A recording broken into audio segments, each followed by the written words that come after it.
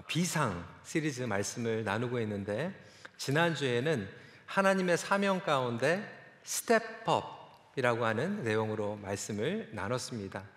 그래서 오늘은 그 바로 다음, 우리가 스텝업을 하는 것뿐만이 아니라 이제 하나님 안에서 팀업 하는 것이 매우 중요합니다. 그러니까 하나님의 사명을 섬기기 위해서는 좋은 팀을 만나야 돼요. 그리고 또한 우리의 삶 가운데 좋은 팀을 만들어 가야 합니다. 그런 의미에서 팀을 이루라, 영어랑 한국어랑 좀 섞여 있어서, 근데 여러분 다 팀 아시죠? 예, 제가 여러분 같은 팀일까요? 같은 팀이죠? 그렇죠? 우리 같은 팀, 그러한 의미를 가지고 이해하시면 될 것 같아요. 누군가 곁에 있으면 더 멀리 갈 수 있습니다. 제가 아주 좋아하는 아프리카 속담입니다. 당신이 여정을 급하게 떠나려 한다면 혼자 떠나십시오. 하지만 오랜 여정을 계획한다면 반드시 누구와 함께 떠나십시오. 여러분, 너무나도 공감되는 이야기 아닙니까? 저와 여러분들이 걸어가는 길은 십자가의 길이에요. 십자가의 길은 좁은 길입니다. 그런데 이 좁은 길을 걸어감에도 불구하고 내 옆에 팀이 있다면 우리에게 힘이 생기게 됩니다. 그런데 이 좁은 길을 가면서 동행자가 없다면 결코 우리는 오래 가지 못합니다. 그래서 먼저 예수님과 팀을 이루는 것은 매우 중요합니다. 예수님과 팀을 이루고 십자가의 길을 갈 뿐만이 아니라 사실 예수님 안에서 나와 함께 팀원이 필요한 것이죠. 하나님께서는 저와 여러분들에게 스텝업, 올라서라, 반응해라 라고 말씀하시는데 결코 우리를 혼자 부르지 않으세요. 같이 갈 수 있는 조력자, 동역자를 허락해 주십니다. 하나님께서는 지난주에 모세를 부르셨어요. 그런데 모세에게 아론이라고 하는 조력자, 동역자를 허락해 주십니다. 사회에서도 마찬가지고 교회에서도 목회를 할 때 굉장히 중요한 부분이에요. 저는 큰빛교회에서 목회하는 게 가장 큰 축복이라고 생각이 돼요. 왜냐하면 저는 우리 장로님들과 동역하는 게 행복합니다. 장로님들이 또 이제 구성이 되고 함께 이제 커뮤니케이션과 서로를 알아가는 과정은 반드시 필요하지만 이제 호흡이 맞게 되다 보면 이제 팀이 되게 되죠. 그러면 그 팀을 통해서 시너지 효과가 일어나게 됩니다. 근데 노예 안에서도 분쟁이 일어나는 교회들을 보면 목회자와 이 장로님들이 이 동역자 팀이라고 하는 생각을 갖는 게 아니라 서로를 제재하는 걸로 생각해요. 브레이크를 거는 거죠. 그러다 보면 목회자와 장로님과의 팀이 이루어지지 않고 때로는 장로님들과 안수 집사님들과 또 이렇게 제재하는 그런 관계가 되고 브레이크가 걸리고 권사님들과 브레이크가 걸리게 되면 그 교회는 사실 온전한 팀을 이룰 수가 없게 되는 것이죠. 그러니까 목장 안에서도 마찬가지입니다. 좋은 목자에게는 좋은 목원 식구들이 있고요. 그리고 좋은 목원 식구들이 좋은 목자를 만들어 가게 됩니다. 여러분, 사회에서도 마찬가지 아닙니까? 여러분 직장에서 여러분 부서가 잘하기 위해서는 혼자 할 수 있는 게 아니에요. 여러분 팀원들이 똑같이 비전을 가지고 최선을 다해서 움직일 때 여러분들 디파트먼트에서 온전한 성과가 일어나게 됩니다. 저는 목회를 오래 하면서 이제 청년들, 우리 특히 EM에 있는 친구들이 쭉 교회에서 자라서 이제 대학을 졸업하고 직장에 어플라이 할 때 가끔가다 추천서를 부탁을 해요. 그러면 이제 전화가 옵니다. 레퍼런스 체크를 하는 거예요. 그런데 이 친구가 성실한가 뭐 이런 것들도 물어보지만 한 번도 빠지지 않고 물어보는 질문이 있습니다. 이 친구가 팀 플레이어입니까?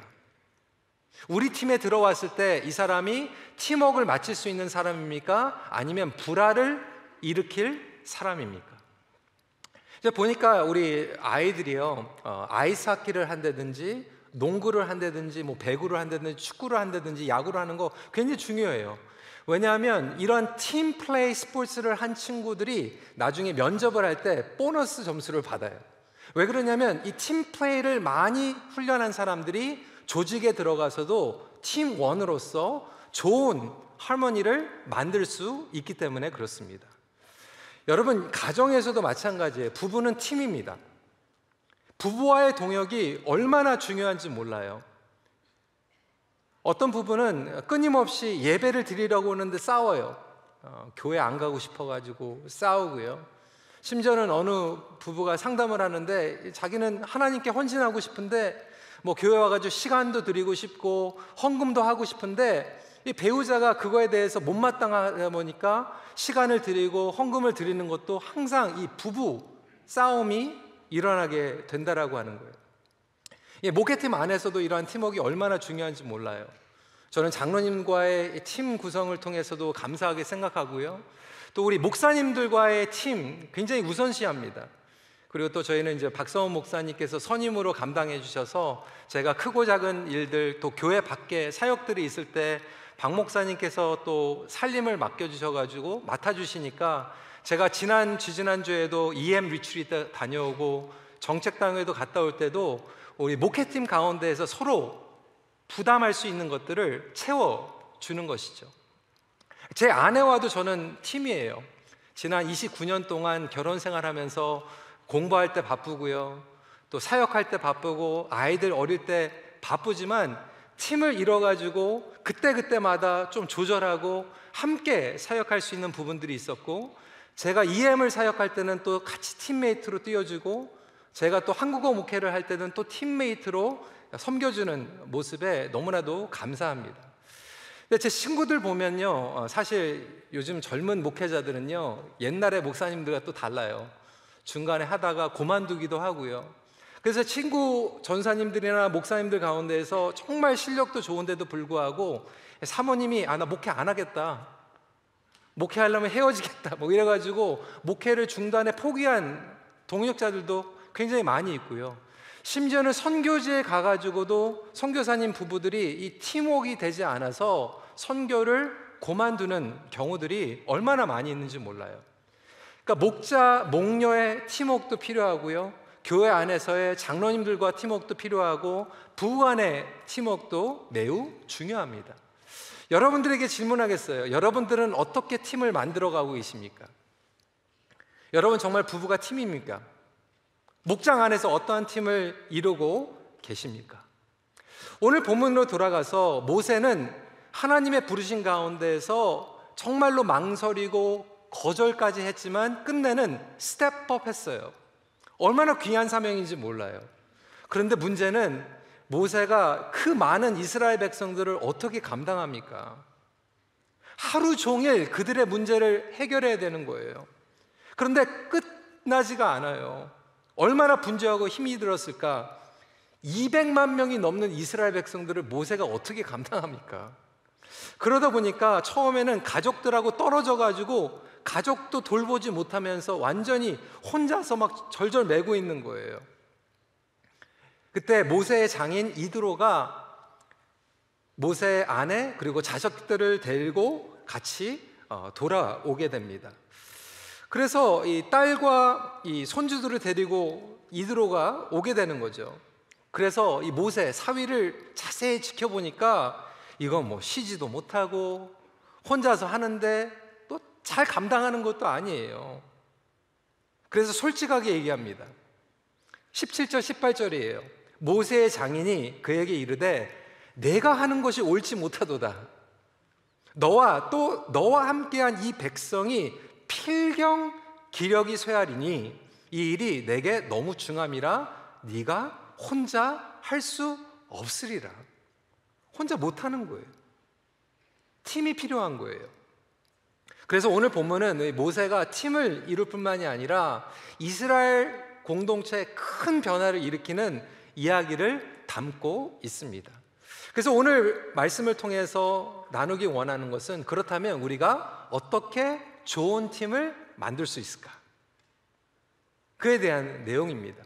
첫 번째로 우리가 기억해야 될 것이 있습니다. 모든 일을 혼자 할 수 없다는 것을 인정할 때 좋은 팀을 이루게 됩니다. 가장 먼저 중요한 것은 나의 한계를 인정하는 거예요. 그것을 인정하며 사는 삶이 지혜로운 삶입니다. 여러분, 아담이요, 온전하게 창조를 받았어요. 흠이 없었어요. 그런데도 불구하고 혼자 안 되는 거예요. 그래서 하나님께서는 아담에게 여자를 허락해 주십니다. 여러분, 세례 요한도 마찬가지였어요. 세례 요한이 아무리 사람들이 관심을 받는다고 해도 자기의 역할은 예수님을 준비하는 역할, 그거였어요. 그 이상도 아니었어요.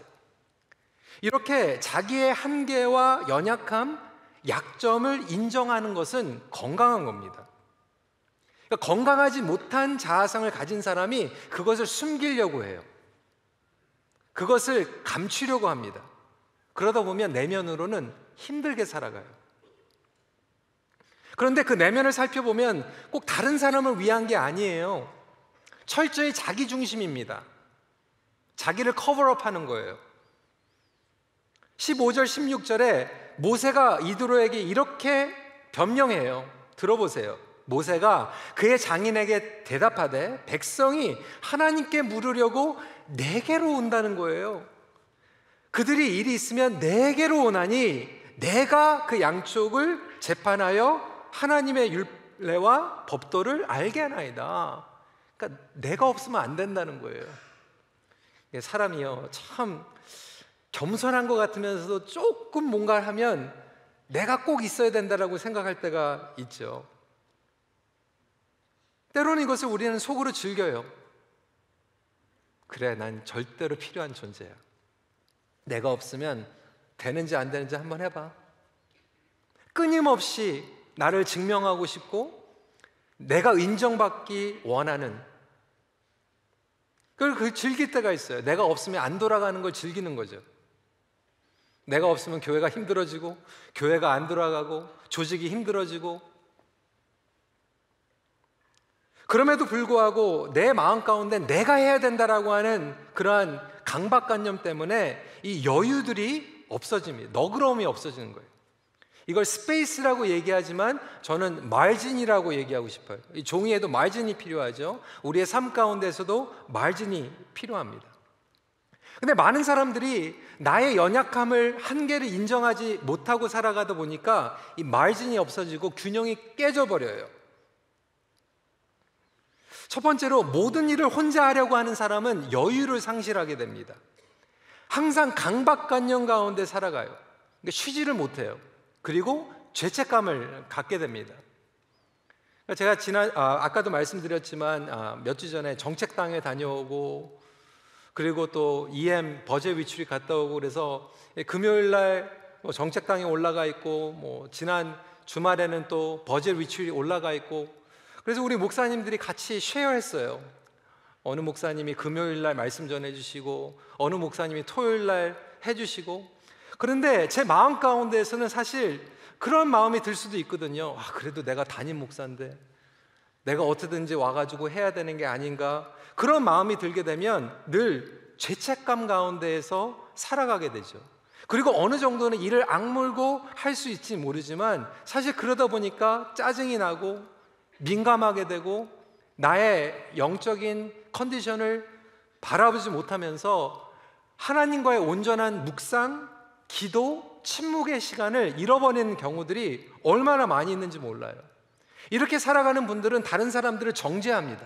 나는 이렇게 여유가 없이 너무나도 이가 없으면 잇몸으로 막 억지로 하고 있는데 왜 다른 사람들은 도와주지 않는 거야? 그러면서 우리는 끊임없이 다른 사람들을 판단합니다. 그리고 다른 사람들을 품어줄 수 있는 여유, 마진을 잃어버리게 되는 것이죠. 그뿐만이 아닙니다. 혼자 일하는 사람은 감사와 배려를 상실합니다. 그러니까 내가 여유가 없다 보니까 감사하지는 몰라요. 하나님께서 너무나도 소중한 사람들을 내 옆에 붙여주는데도 불구하고 한 번도 고맙다고 얘기도 하지 않고요, 고마운 걸 고마운 걸로 몰라요. 다른 사람들의 관점을 무시하게 되고요, 비판적이 되고요, 다른 사람들의 실수를 포용할 수도 없어요. 항상 바쁘게 살아가니까 마음에 여유가 없는 거예요. 한 번은 우리 먼 거리에서 오는 성도님을 신방 간 적이 있거든요. 그래서 이제 젊은 목사님하고 한번 가는데 몇 시간이 걸리는 거예요. 근데 이분이 막 이렇게 얘기하는 거예요. 목사님, 너무 바쁜데 너무 머네요, 이러는 거예요. 제가 그분에게 얘기했어요. 목사님, 거기 가가지고 한마디라도 그런 얘기 하시면 안 됩니다. 그 성도님은 그 거리에서 매주 교회 금요일도 나오고 주일도 나오는데, 우리는 한 번 그 신방 가는데 그곳에 가서 집사님 대단하십니다. 이 먼 거리를 어떻게 오십니까? 겨울에 정말로 사고 나지 않도록 기도하겠습니다. 하나님께서 주시는 감사를 잃어버리지 않길 바랍니다. 이렇게 얘기해야지, 집사님 여기 너무 멀어요, 왜 불렀어요? 이렇게 얘기하면 그 상대방이 어떻게 받아들이겠어요?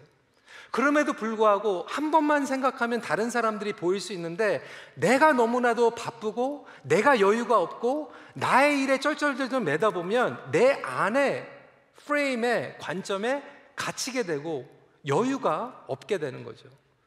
사실 우리가 부부로서 그리고 교회 안에서도 너무 바빠요. 여유가 없어요. 그러다 보니까 내 옆에서 함께 팀이 돼서 뛰어주는 사람한테 고맙다고 얘기도 못하고요, 때로는 짜증만 내고 불평만 얘기하고 항상 다른 사람들에게 낙담을 줄 때가 있지 않습니까? 사도 바울은요, 그렇게 많은 사역을 감당하면서도 자기의 연약함을 드러냈어요. 그리고 동역자들을 초청했습니다. 육체적으로, 정서적으로, 영적으로, 관계적으로 자기의 필요한 것들을 구체적으로 얘기했어요. 여러분, 그런 사람들이요, 팀이 생깁니다. 항상 잘난 척하고 빈틈을 안 주고 냉정하고 나는 모든 걸 다 할 수 있어 그러면요, 그 옆에 있는 사람들이요, 그래 너 혼자 잘해봐 그래요. 그런데 내가 나의 연약함을 인정하고 당신의 도움이 필요합니다, 당신의 팀워크가 필요합니다 라고 인바이트 할 수 있다라면 하나님께서는 저와 여러분들에게 귀한 동역자를 허락해 주실 줄 믿습니다. 그래서 모세에게 그 말을 하는 거예요. 혼자 할 수 없다. 그래서 여유가 없다. 마찬가지로 하나님 나라는 무엇입니까? 내가 영광을 받는 게 아니잖아요. 하나님 나라의 확장이에요. 하나님 나라의 확장은 무엇입니까? 제자들이 많아지는 거예요. 하나님을 따르는 사람들이 많아지는 거예요. 그래서 나의 팀워크를 통해서 더 많은 사람들이 조인하고 더 많은 사람들이 예수님을 사랑하고 더 많은 사람들이 예수님의 일들을 할 수 있다면 그것이 하나님 나라의 확장인 줄 믿으시기 바랍니다. 그게 하나님 나라의 사역이에요. 나를 증명하는 게 아니에요. 우리는 이렇게 비성경적이고 비현실적인 강박관념에서 벗어나야 합니다. 두 번째 포인트입니다. 다른 사람의 조언에 귀를 기울일 때 좋은 팀을 이루게 됩니다. 그러니까 하나님께서 주신 삶을 효율적으로 살아가는 것이 지혜입니다. 그런데 효율적으로 살아가기 위해서, 그리고 팀을 잘 만나기 위해서 중요한 게 뭐냐면 배우는 자세예요. teachability. 배우는 자세는 무엇입니까? 다른 사람의 조언에 귀를 기울이는 거예요. 제가 아직도 기억이 나는 게요, 저를 청소년 때 양육해 주셨던 그 그랜트 목사님, 제가 여러 번 얘기했을 거예요. 아프리카에서 평생 사역하시다가 은퇴하셔가지고 한인교회에서 그냥 봉사로 목회를 하셨는데요, 이 할아버지, 그러니까 제가 처음 인턴이 돼가지고 설교를 하는데 이 그랜트 목사님은 항상 제가 설교할 때, 성경 공부를 할 때 제일 앞에 계셨어요. 아멘 하시고 제가 얘기하는 거 다 적으시고 나중에 은혜 받았다고 얘기하시고, 그분은 항상 배우는 자였어요. 여러분, 모세에게 이드로가 찾아옵니다. 이드로의 조언은 매우 솔직하면서도 지혜롭고 정확했어요. 하지만 이드로는 모세보다 하나님을 몰랐어요. 미디안 제사장이었어요. 물론 미디안 자손도 아브라함의 자손이긴 했지만 이드로는 여호와 하나님에 대해서 모세만큼 제대로 알지 못했던 사람이었어요. 그는 이스라엘 백성들과 함께하면서 하나님의 위대한 일들을 모세를 통해서, 이스라엘 백성들을 통해서 들었어요. 하나님을 찬양했어요. 예배했어요. 하지만 신앙면으로 보면 모세에 비해서 아직 부족한 게 많이 있죠.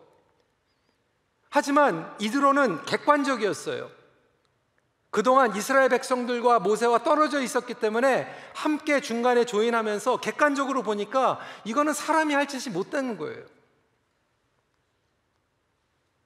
여러분, 때로는요, 우리보다 나이가 적은 사람, 신앙의 연륜이 작은 사람들에게도 말을 들을 수 있어야 돼요.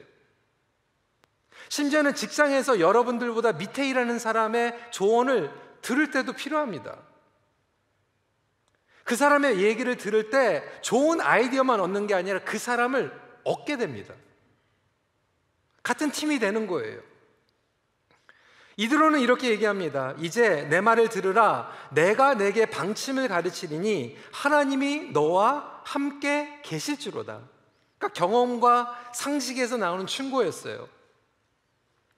여러분, 모세의 블라인드 스팟이 있었어요. 보지 못하는 사각지대가 있는 거예요. 여러분 기억하십시오. 사람은 누구에게나 블라인드 스팟이 있습니다. 나에게 블라인드 스팟이 없다라고 얘기하시는 분들은 교만한 거예요. 모든 사람에게 블라인드 스팟이 있습니다. 예수님만 빼놓고. 그래서 여러분들에게 소중한 이 블라인드 스팟에 피드백을 줄 수 있는 사람들을 주신 거예요. 특히 여러분 배우자들. 저에게는 우리 장로님들, 저희 장로님들께 그리고 특히 당회석님께 그렇게 얘기를 하거든요. 장로님, 혹시 제가 보지 못하는 거 있으면 얘기해 주십시오. 제가 하는 사역이나 결정하는 이런 것들 가운데 장로님들 어떻게 생각하십니까?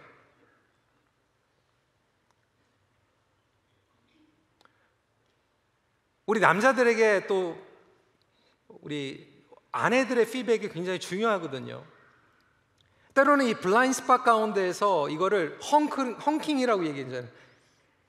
자동차 누르는 거. 응? 근데 저는 이게 우리가 운전하다가 블라인드 스팟이 있으면 누가 옆에서 눌러주면 여러분 기분 나쁘십니까? 고맙습니까? 사고 날 뻔했는데 누가 눌러주면 고마운 거예요. 저는 이거 헝킹을 좀 자동차 만드시는 분 헝킹을 좀 두 종류로 만들었으면 좋겠어요. 기분 나쁠 때 누르는 거하고 기분 좋을 때 누르는 거. 그래서 기분 좋을 땐 따라라라라라라 뭐 이런 거 나오면 얼마나 좋습니까? 땡큐 그러는데 우리는 삐 그러니까 그냥 기분 나빠요. 근데 여러분 지금 모세에게 이드로가 지금 헝킹하고 있는 거거든요. 프렌들리 헝킹에 이거는. 때로는 우리 교회 안에서도 이런 것들이 얼마나 필요한지 몰라요. 어떤 분들은요 말 실수가 너무 세요. 왜 저렇게 얘기를 하는지 상처를 주는 말을 해요. 그래도 그때 권사님이 옆에 계시면서 좀 이렇게도 해주면은 진짜 다행이에요. 이 헝킹 하는 거거든요. 기분 나빠할 필요 없어요. 여러분들을 위한 거예요. 여러분들이 존경받아야 되는데 계속 이상한 얘기 하니까 그래도 아내가 안 하면 누가 합니까? 때로는 가정 안에서 블라인드 스팟이 보이고요. 직장에서도 블라인드 스팟이 보일 때, 그러니까 우리 장로님들하고 때로는 뭐 전교인 식사 뭐 이런 거 준비할 때 뭐 1시간 얘기해도 안 돼요. 그냥 끝나고 권사님들 얘기 들으면 탁 들어오는 거거든요. 근데 그런 블라인드 스팟이 있는 것을 인정하고 함께 팀을 이뤄가면 너무나도 아름답게 사역을 할 수 있는데 우리가 교만하다는 거예요. 듣지 않는 거예요. 물론 이드로가 신앙면에서는 말씀드린 것 같이 모세보다 못하지요. 하지만 우리 삶 가운데 이러한 이드로가 필요합니다. 24절에 뭐라고 얘기합니까? 이에 모세가 자기 장인의 말을 듣고 그 모든 말대로 하여. 문제는 많은 사람들이 인생에서 실패하는데 다른 사람들의 실수를 나도 반복할 때가 많거든요. 그런데 다른 사람들의 헝킹을 들을 수만 있으면, 우리가 레인만 조금 바꿀 수 있으면 하나님께서 저와 여러분들을 보호해 주실 줄 믿습니다. 그래서 여러분 혹시 옆에 누가 자꾸 헝킹 하잖아요. 그러면 화내지 마세요. 하나님께서 나를 사랑하시는구나, 나를 보호해 주시려고 하는 거구나, 이렇게 생각할 수 있는 여러분들이 되시길 주님의 이름으로 축복합니다. 그러니까 물론 근데 모든 사람들의 말을 들으면 안 될 때가 있어요. 분별해야 됩니다. 저는 분별하는 그 기준이 있어요. 제 멘토 목사님께서 그렇게 저희들을 가르쳐 주셨거든요. 이분이 정말 기도하는 사람인가? 이분이 정말로 말씀 안에서 조언을 하는가? 이분이 정말로 교회를 사랑하는 분인가? 이분이 정말 나를 사랑하는 분인가? 나를 아껴서 하는 말인가? 정말로 하나님을 사랑하고 교회를 사랑하고 나를 사랑하는 마음 가운데 honking 하면 들어야죠. 근데 어떤 분들은 항상 무조건 비판적이고 파괴적이고 이렇게 해도 부정적이고 저렇게 해도 부정적이면 그런 이야기들은 이제 들으면 걸러내야 될 필요가 있다라고 하는 것이죠. 여러분들에게 질문합니다. 여러분들은 혹시 다른 사람들에게 honking 할 때 그러한 관계, 신뢰를 얻고 있습니까?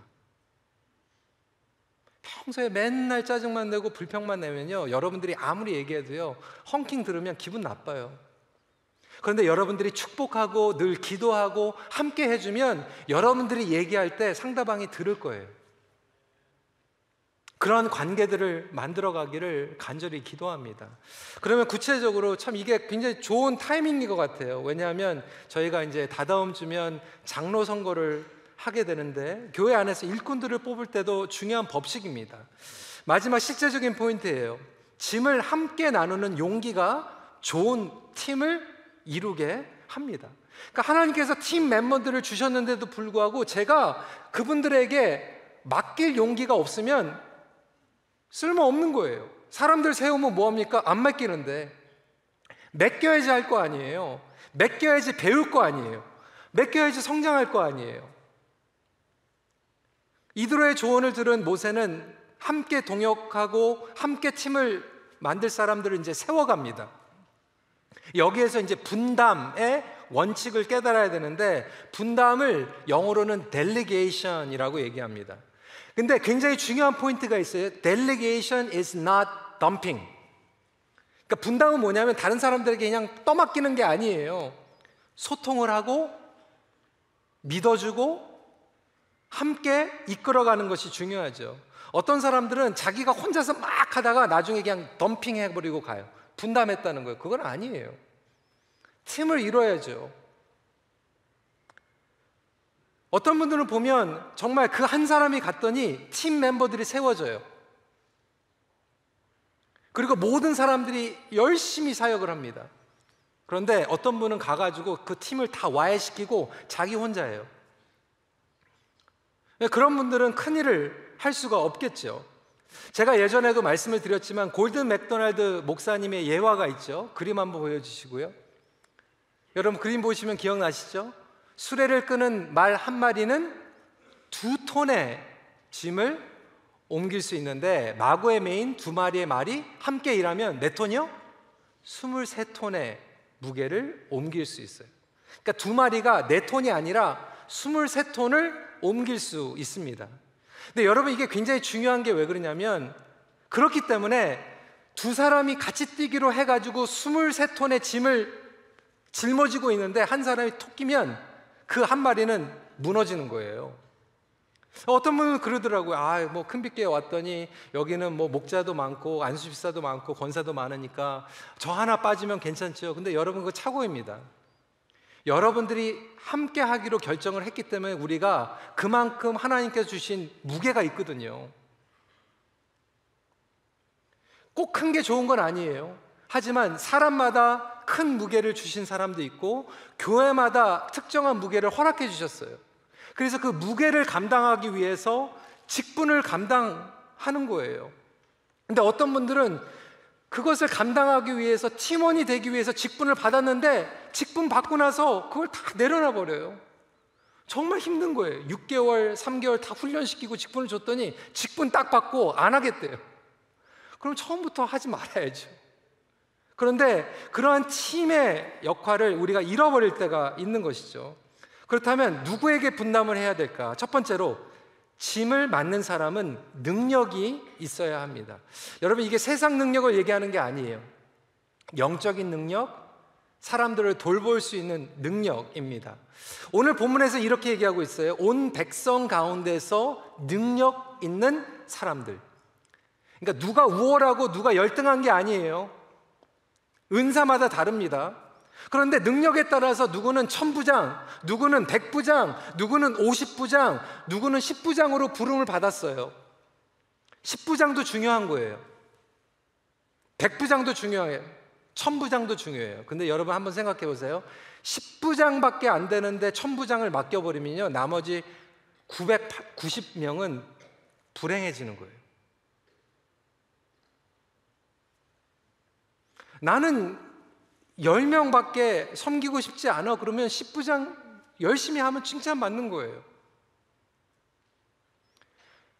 1000명에 대해서 관심이 없고 100명에 대해서 관심이 없는데 100부장이 돼버리면 그때부터 힘들어지는 거예요. 불행해지는 거예요. 자기도 불행하고 공동체도 불행해지는 거예요. 그래서 하나님께서 저와 여러분들에게 주신 그러한 포션들이 있다는 거예요. 여러분들에게는 무슨 포션을 주셨습니까? 그 포션들을 여러분들이 훈련받는 게 중요하죠. 목자들은 목장 안에서 책임지고, 사역팀은 사역팀 안에서 책임지고, 선생님들은 교사, 클래스 안에서 책임지고 나가는 것. 직장에서도 마찬가지 아니겠습니까? 여러분들에게 부서를 줬으면 그 부서를 감당하는 거고, 그리고 여러분들에게 디파트먼트를 다 줬으면 그 디파트먼트를 감당해야 되는 거고, 여러분들에게 한 일을 허락해 주셨으면 그 한 일을 감당하면 되는 거예요. 누가 잘나고 누가 못난 게 아니에요. 하나님께서 주신 것을 찾아가는 게 매우 중요하죠. 두 번째로, 짐을 맡는 사람은 신뢰할 수 있어야 됩니다. 어떤 신뢰가 필요할까요? 오늘 말씀을 보면 하나님을 두려워하는 신뢰예요. 그러니까 하나님을 경외하는 거예요. 여러분 한번 생각해 보세요. 교회 안에서 리더를 세웠는데 이 리더가 하나님을 두려워하지 않아요. 기도하지 않아요. 영적인 사람이 아니에요. 그러면 그 교회는 될까요, 안 될까요? 맨날 세상식으로 운영하려고 하고 세상적으로 반응하고 하나님께서 주신 사명들을 기도하지 않고 해결해 나가면 그 교회는 세상적으로 흘러가지 어떻게 영적으로 흘러가겠습니까? 중요한 게 하나님을 두려워하는 사람들이 짐을 감당하라는 거예요. 어떤 분들은 좀 오해합니다. 제가 교회 안에서 우리 리더들은 기도에 나오셔야 됩니다. 왜 그게 그렇게 불편합니까? 교회에서 리더들이 기도하는 게. 여러분들 부모님들에게 자녀들을 선물로 맡기셨잖아요. 그 여러분들을 신뢰한 거예요. 여러분 자녀들을 어떻게 책임지겠습니까? 기도해야죠. 하나님을 두려워해야죠. 하나님을 두려워하고 진실하고, 그랬을 때 하나님께서는 여러분들에게 분담을 하신 거예요. 자녀들을 양육하도록. 세 번째로, 짐을 맡는 사람은 책임감이 있어야 됩니다. 아까도 말씀드렸죠. 2마리가 23톤 끌고 가기로 결정했는데 책임감 없이 안 나타나면 나머지 1마리는 죽어나는 거예요. 자기의 스팟라이트를 받는 게 아니라 오늘 말씀 보면 자기의 유익이 아니고 뇌물을 받지 않는 사람이라고 얘기했어요. 이게 뭐냐면 내가 뒤에서 뭐 따는 거 챙기는 그것뿐만이 아니라 나의 영광을 위한 게 아니라 하나님 나라를 위한. 여러분 몇 주 전만 해도 우리 블루제이스가 난리 났잖아요. 여러분 플레이오프 보셨어요? 저는 사실 좀 시간이 많이 없어가지고 정규 시즌에 못 봤는데 이 플레이오프는 봤어요. 근데 제가 굉장히 좀 도전이 됐던 게 뭐냐면 이 조지 스프링어 1번 타자 스타 플레이어예요. 연봉도 굉장히 많이 받습니다. 근데 중간에 스윙을 하다가 부상이 났어요. 어떻게 합니까? 빠져요. 나 빠지겠다고. 왜 그렇습니까? 자기가 월급을 그렇게 받고 내가 스타 플레이어인데 결승전에서 내가 당연히 뛰어야지라고 생각하지 않고요, 나보다 우리 팀이 잘하는 게 중요하기 때문에 내가 최상의 컨디션을 하지 못할 때는 나보다 더 잘할 수 있는 사람을 세워주는 게 맞는 거예요. 아니 심지어는 이 야구 선수를 통해서도 우리가 팀 플레이를 배우잖아요. 내가 아무리 드러나고 싶고 내가 인정받고 싶다고 해도 하나님 나라가 먼저이고 팀이 이기는 게 먼저라면 이 조지 스프링어를 통해서도 우리는 배울 수 있는 거예요. 하나님께서는 1000부장, 100부장, 50부장, 10부장을 세우시고 그 사람들을 통해서 하나님을 두려워하고 맡은 책임을 감당하게 하고 그리고 그것을 통해서 함께 팀워크를 이루어갈 때 여러분 놀라운 역사가 일어날 줄 믿으시길 바랍니다. 그러니까 오늘 말씀을 하면서 꼭 교회에만 국한시키지 마세요. 왜 부부가 신앙 안에서 만나야 되는가? 저는 율법적으로 얘기하고 싶지 않아요. 뭐 예수 믿어야지 축복받고 그걸 떠나서요. 여러분 한번 생각해 보세요. 평생 동반자가 돼가지고 하나님 섬겨야 되는데 둘이 팀이 돼가지고 서로를 세워주고 성장할 수 있도록 푸시해주고 격려해주고 때로는 헝킹도 해주면서 나가야 되는데 둘이 완전히 다른 가치관과 둘이 하나님을 사랑하지도 않고 또 하나님을 따라가고 싶으면 끌어내리고 이러면 어떻게 평생 신앙생활 할 수 있겠어요? 오늘 청년들 대부분 수양에 가가지고 이건 얘기는 못하겠지만 저는 정말 청년들한테 그렇게 얘기하고 싶어요. 여러분들이 하나님께서 주신 은사가 있고 사명이 있는데 될 수 있으면 배우자를 그 팀워크를 맞출 수 있는 사람,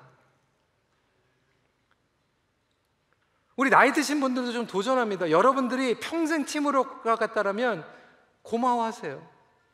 그리고 옆에 있는 분에게 이렇게 얘기했으면 좋겠어요. 가끔 가다가 빵빵해도 기분 나쁘지 맙시다. 얘기하세요. 가끔 가다 빵빵돼도 기분 나쁘지 맙시다. 누가 빵빵하겠어요? 밖에 가가지고 이상한 사람이 빵빵하면 기분 나쁜데 그래도 집에서 같이 사는 사람이 빵빵해주면 얼마나 고맙습니까?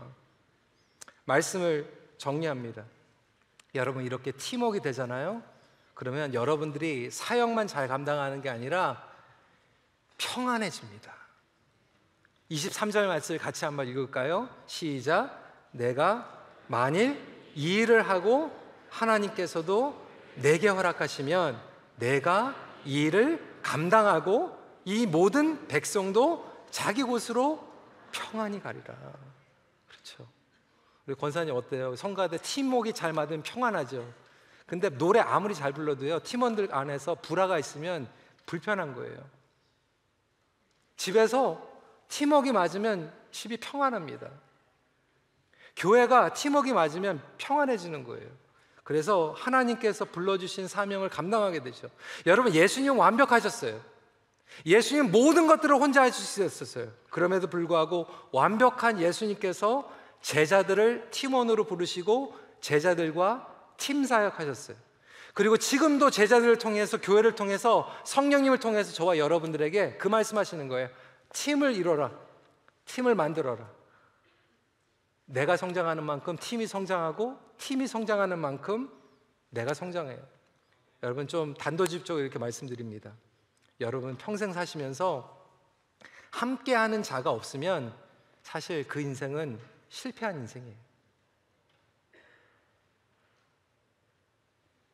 여러분 팀원에게 잘하세요. 말씀 마칩니다. 팀이 성장하는 만큼 나도 함께 성장합니다.